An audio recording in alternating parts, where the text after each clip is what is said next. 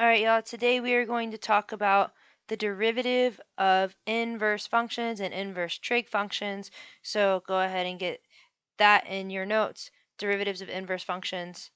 And here we go. First thing we need to do before we start taking derivatives of inverses is we need to know what the heck is an inverse. So let's read this definition of an inverse. A function g is the inverse function of the function f if f of g of x equals x for each x in the domain of g, and g of f of x equals x for each x in the domain of f. The function g of x is denoted by, and then this thing, y'all, this means f inverse of x. So go ahead and make sure you write that down. That's, f inverse, inverse f of x. Inverse f of x. Okay, so now let's kind of break that down because that was kind of confusing. Oh, and then here, this is the really important thing, reflective property of inverse functions. The graph of f contains the point AB if and only if the graph of f inverse, or the inverse of f, contains the point BA. Okay, you can see here that the point that's on f of x, which is AB, is flipped for the inverse of f of x. So basically an inverse is flipping your x and y. So let's go ahead and make sure that we know that a function f of x, its inverse is written like this. Okay, so make sure you get that in your notes. And then what do inverses do? What do inverses do? Conceptually, they flip x and y. And mathematically, we would say if you were to plug in the inverse function into the original function, you would get x. And if you were to plug the original function into the inverse function, you would also get x. So like mathematically, that's what inverses do. But really, we're going to focus on this. Inverse functions flip x and y. Okay, cool. And then we'll have an equation for the derivative of an inverse. So let's get some examples. First, a warm-up. We are going to practice flipping x and y. So let's use the reflective property of inverse functions and the function values for f and g in this table right here to complete the table of values for their inverse functions, inverse f of x and inverse g of x. Then use them. We won't actually do this. We're not going to answer any questions. We're just going to like flip x and y. Okay, so we have a table here. We have a table for f inverse of x. Okay, so what we need to do to fill out this is we need to go over and look at f of x. Let's look at f of x. But we need to flip all of the x and y's. So like you're going to flip these.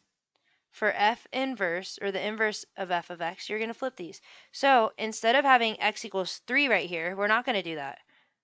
We're going to say, well, for the inverse of f, if x equals 2, then y equals 3. You can see that we flipped. We went 2 is now our x value, and then our y value will now be 3. Cool. Let's keep going. So if x equals -1, our y value will be 1 because I'm looking right here for f of x. I'm flipping the x and y. And for the inverse of f, if our x value is 4, our y value will be -1. All right, I want you to tell me what would the points be. Write the points.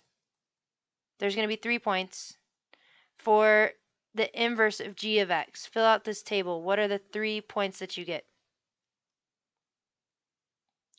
All right, so we should have just flipped the points for g of x to get to the g inverse points. So we're going to say x is -1, that's coming from here, and then y is 3. x is 0, y is 1. X is 3, y is negative 1. Cool, so that's what an inverse does. It just flips your x and your y value. Sweet, so nothing to be scared of there. Now, theorem for the derivatives of inverse functions. This is important, so I want you to write down what I highlight. So if a differentiable function f has an inverse function, and write this down, g is the inverse of f. And then as long as f prime of g of c does not equal 0, then g is differentiable at x equals c. And then this is what I want you to write down. And here's the derivative. Here's the derivative of g. I want you to write this down, and then I want you to write down what I'm about to write down. I'm gonna actually write down the exact same thing, but we said that g is the inverse of f.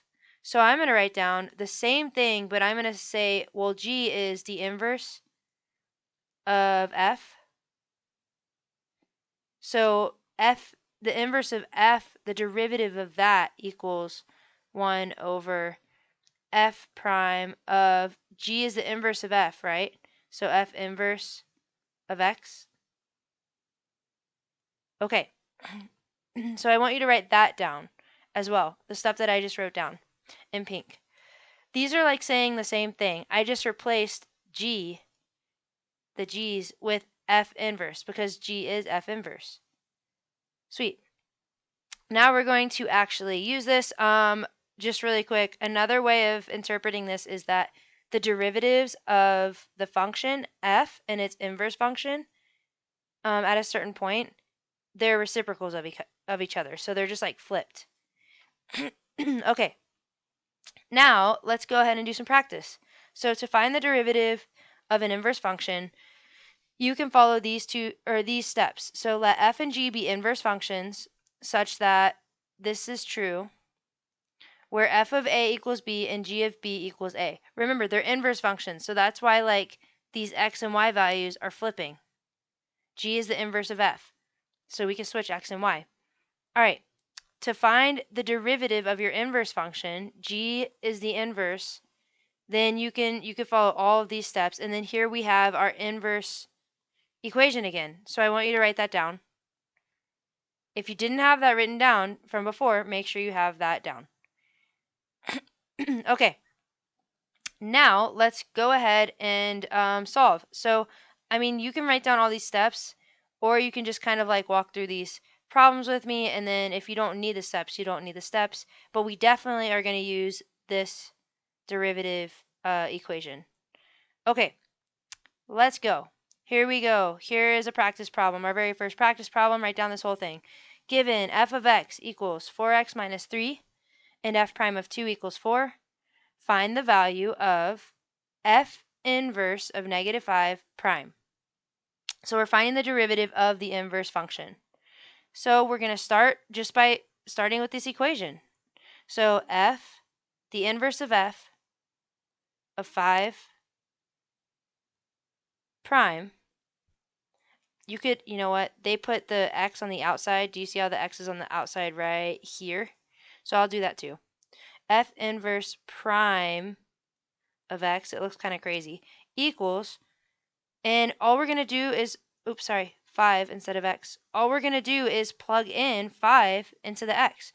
So we have 1 over f prime. I'm just copying from this right here. 1 over f prime of f inverse of 5. We're plugging in 5. Sweet. So that's what we're trying to find. Now, these types of problems, if they're talking about inverses, anytime you see inverse, like mentioned, you're going to want to look for some like information on the points. So what information about points do I get? Well, I know that here's f of x right here. What is f of x the same as? That's the same as y. So let me write that down. Y equals 4x minus 3. And then I'm trying to find f inverse of 5. So we know that for the inverse function, this is an x value that's plugged in. X equals 5 for the inverse function. But if that's 5 for the inverse function, then we'd have to flip it for the original f of x function. So we're going to say actually y equals 5 for the OG, which is f of x. Okay, if y equals 5 for f of x, here, let me do this in orange because I'm going to do my original function in orange.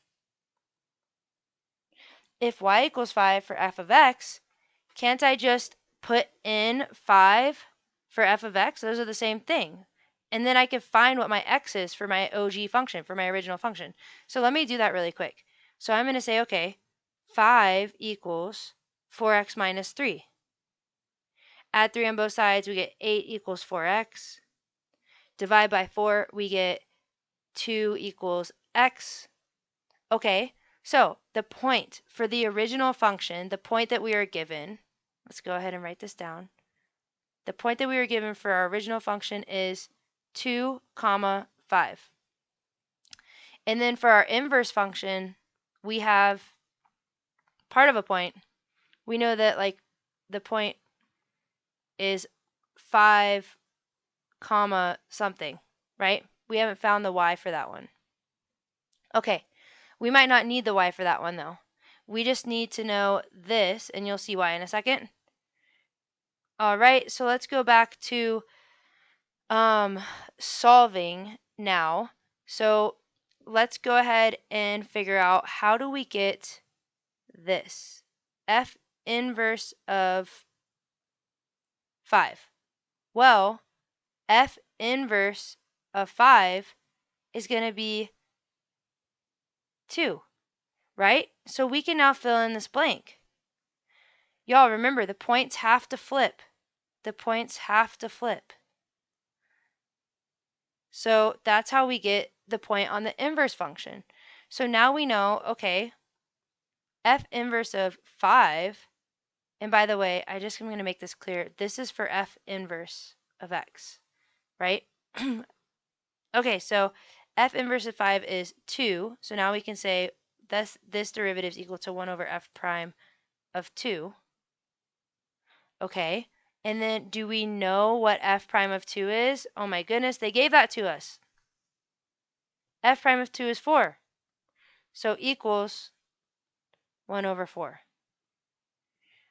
All right, y'all. I know that was kind of a maze to like sift through. So these problems are a little bit tricky. They're kind of puzzly like that. And we will get a couple more practice in before the end of notes. So the really big thing that you need to remember is you need to find a point for the original function and for the inverse function. And usually you'll be given information that helps you do so. Okay, let's move on really quick to this one. So this table, and we are being asked to find g prime of -1, where g is the inverse of f. So let's make a note of that. G equals the inverse of f. We have some original function values right here.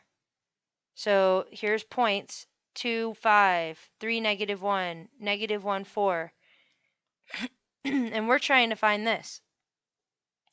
G prime of -1, which equals, use the inverse derivative equation, 1 over, and when I say inverse derivative equation, I'm going back to this. So 1 over f prime of f inverse, or inverse f of x, f prime of inverse f of x. Cool. And we could plug in -1 here, right, instead of x. So sorry, I should have done that. All right, first step, we need to find this, f inverse of -1. So remember, this is an x value on the inverse function, but that's going to be a y value on the OG function. So we need to look for where on the OG, where does y equal -1? So let's go to our original function, and where does y equal -1? right here. So what is f prime of -1? We flip the point.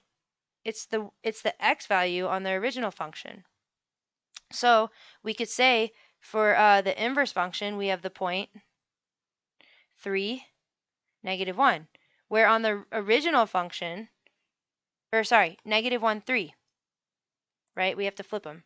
-1, right? The x was -1 over here on the inverse function, 3.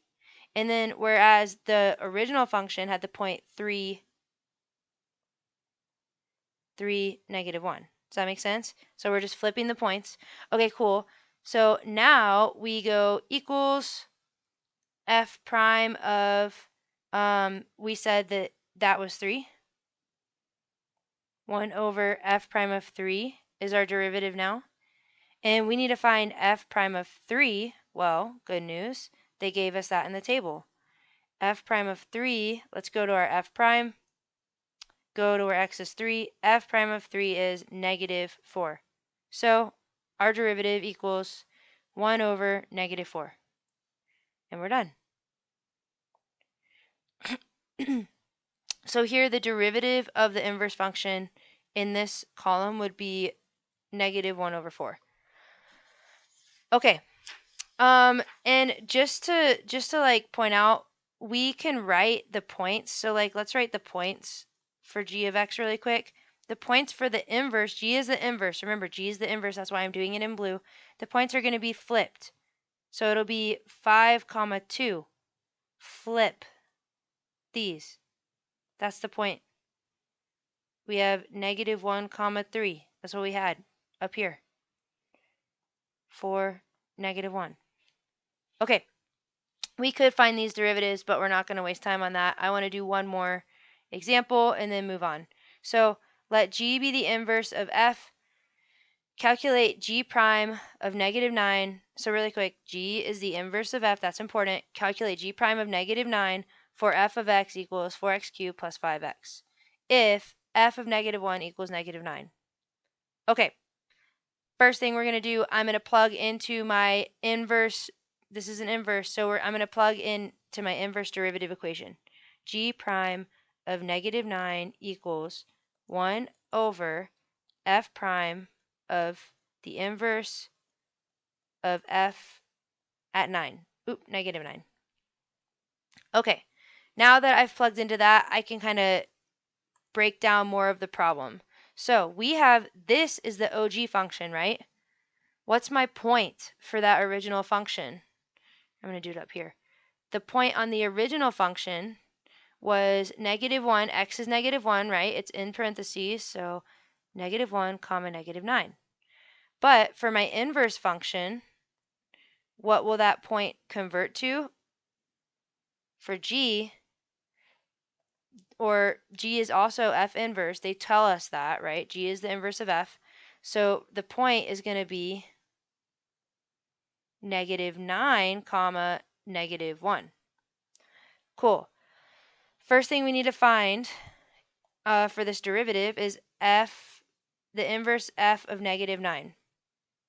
Well, the inverse f of -9 is right here. Like this -9, this x value in the inverse is this x value in the inverse.